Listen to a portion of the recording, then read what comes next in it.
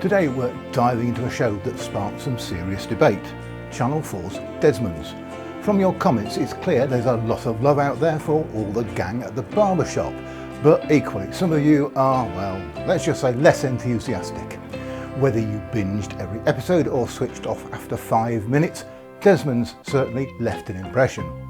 In this video we're going to explore why this groundbreaking show generated such strong reactions. Trix Worrell, the creator and co-writer of Desmond's, won a Channel 4 writers' competition while attending the National Film and Television School. This led to comedy producer Humphrey Barclay contacting Trix about writing a comedy. A childhood memory of visiting a barber's was what gave Trix the idea of setting a comedy in a barbershop that functioned as a community hub. Desmond's perfectly fitted Channel 4's active promotion of wider cultural and racial representation on television, especially as it portrayed the black British experience in a positive and genuine light, emphasising their everyday lives and aspirations. The show became Channel 4's longest running sitcom in terms of episodes, running from 1989 to 1994. Audiences genuinely loved the diverse and relatable cast of characters. Desmond Ambrose himself was the grumpy but lovable patriarch. Shirley, the strong, matriarchal figure, and the children, Michael, Gloria and Sean, represented different facets of British Caribbean life. Beyond the family, characters like Matthew, the long-suffering regular, and Porkpie, the eternal dreamer, became beloved for their distinct personalities and catchphrases. Viewers, particularly from black communities, praised its authenticity and the way it showcased a range of black experiences beyond stereotypes. The British Comedy Guide describes Desmond's barbershop as not just a barbershop in Peckham, in reality it's a meeting place, community centre and old men's recreation room, highlighting the community feeling of its diverse cast. Comments like a sitcom game changer, probably one of the finest ensemble pieces in TV history, are common. Viewers enjoyed the family warmth, the intergenerational conflicts and the universal themes of family life, work and community. Many found it a comfort TV show to re-watch. While celebrated for breaking stereotypes, some viewers, both black and white, might have found certain characters or plotlines occasionally leaning into familiar comedic tropes or lacking deeper development. For example, Porkpie's endless, sometimes naive schemes, while endearing to many, could be seen as a bit one-dimensional. Desmond's holds a unique and significant place in British television history, being one of the first and certainly the most prominent British sitcoms centred on a black family. It sparked varied opinions, and it's crucial to address the racial aspect of its reception directly. Many critics and academics praised Desmond's for its pioneering role in British television. It was the first sitcom created and scripted by a black writer of African Caribbean descent and featured a predominantly black British Guyanese cast. This in itself was a massive cultural statement. The show was designed to work against the negative images of comedic blackness which had hitherto been seen on television.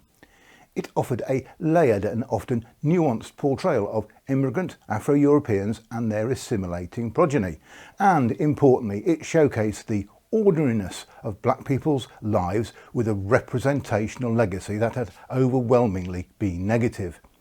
It demonstrated to a wider audience that the experiences of a black family could be universally relatable and funny, challenging preconceived notions and broadening the scope of British comedy. Trix Worrell himself believed Desmond's changed attitudes towards race in the UK. For many viewers, especially those from black and other minority backgrounds, Desmond's was a breath of fresh air. Reddit threads on the show frequently highlighted how it was pretty groundbreaking for its time, only coming a few years after black characters in British TV were basically caricatures or foils for the main white characters. It offered a rare glimpse into a black British family and a community that felt authentic and relatable, providing the pleasure of positive cultural representations of people who looked like them. It even explored the intra-racial tensions, for example between African and Caribbean characters, which was previously non-existent in public debate. While aiming to subvert stereotypes, some might argue that in trying to be broadly appealing, it occasionally fell into familiar sitcom tropes. Some academic discussions, while praising its groundbreaking nature, might also implicitly suggest that the ordinariness could sometimes verge on simplification. The clash between showing real life and comedic exaggeration is always a fine line.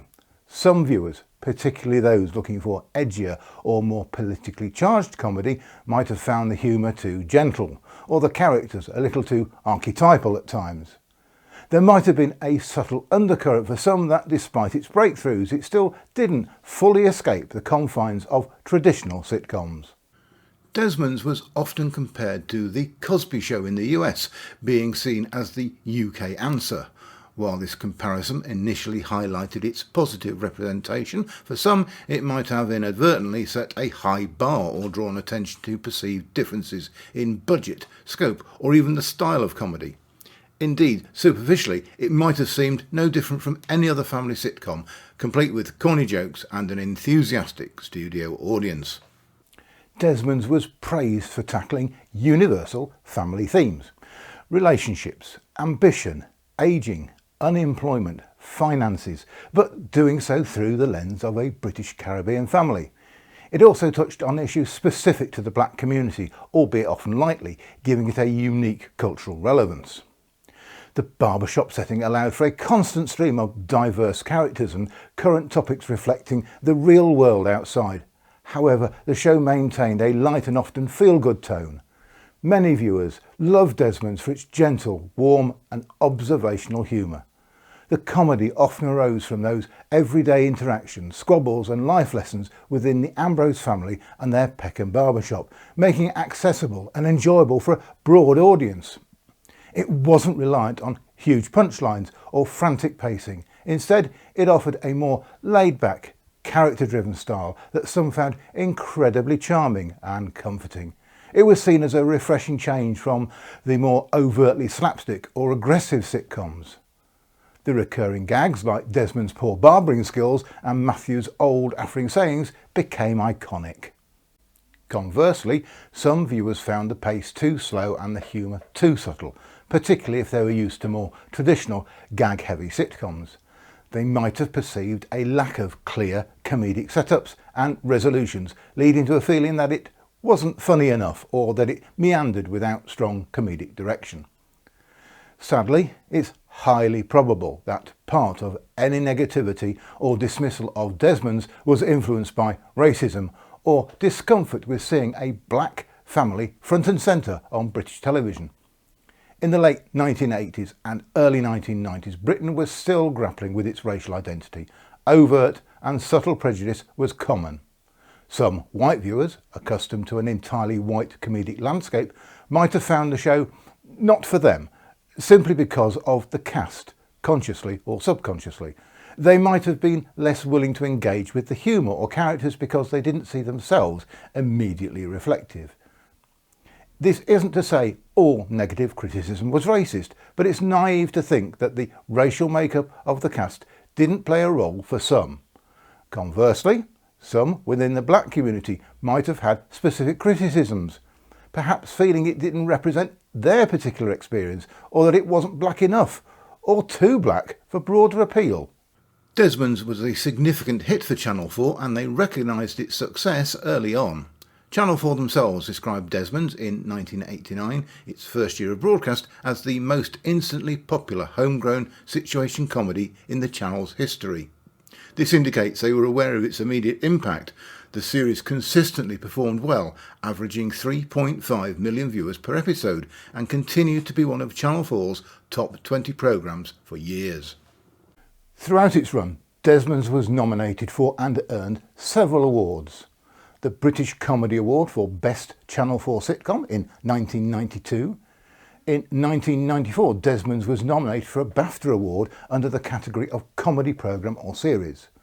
Desmond's won the Team Award at the 1994 Royal Television Society Programme Awards. Norman Beaton was awarded the Royal Television Society Best Comedy Performer Award for his role as Desmond in 1994. Desmond's had a profound and positive effect on Channel 4's comedy and, more broadly, on British television. Many aspiring writers, producers, directors and production staff gained invaluable experience working on the show. This helped to nurture a new generation of diverse talent within the industry. Desmond undoubtedly paved the way for greater diversity and representation in British television comedy. Its success encouraged Channel 4 and other broadcasters to consider more diverse stories and casts. In essence, Desmond's was not just a successful sitcom for Channel 4, it was a cultural landmark that significantly contributed to diversifying British television and proving the universal appeal of well-written, character-driven comedy, regardless of the cast's ethnicity. It had a highly positive and successful legacy, broadening the scope of what British comedy could be. The popularity of the characters was such that it even spawned a spin-off sitcom, Pork Pie, following the character of Pork Pie after he wins the lottery. This further solidified the legacy of the original show's characters and storytelling. After the show ended with Desmond retiring to Guyana, Beaton retired and went home to Guyana himself, but he died following a heart attack at the airport. It's important to remember that much of the negative sentiment isn't outright hatred, but rather a lack of engagement or a feeling that it simply wasn't for them. The show's undeniable impact and popularity speaks volumes about its success in connecting with a wide audience. Despite divided opinions, Desmond's was a massive success. It ran for 71 episodes over 6 series, consistently drew strong viewing figures and was sold to over 50 countries worldwide. Its success paved the way for other black-led comedies and dramas on TV in the UK, demonstrating that it was a viable audience and a rich source of previously untapped stories. In essence, Desmond's was loved for its warmth, authentic characters and gentle humour, and it was revolutionary for its representation. Its legacy as a pioneering and beloved sitcom is undeniable. I hope you've enjoyed this look at Desmond's and its legacy of increased cultural representation in British television. I'd appreciate it if you click the like button and join me next week for another sitcom that was both loved and hated.